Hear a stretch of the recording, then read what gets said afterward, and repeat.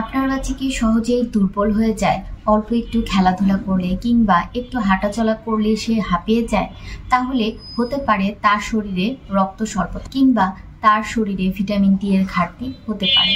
যে সকল খাবার থেকে আমরা এনার্জি পাই অর্থাৎ শর্করা এবং ফ্যাট, এইগুলো তার খাদ্যে অপর্যাপ্ত রয়ে গেছে।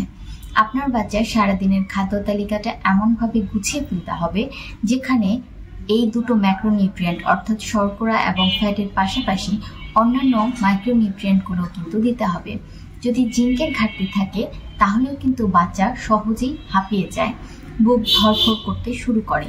এবং এই যে vitamin D, calcium, iron, magnesium, এই জিনিসগুলো আসলে খুবই অল্প পরিমাণে আমাদের দেহে লাগে কিন্তু গুরুত্বপূর্ণ ভূমিকা পালন করে থাকে।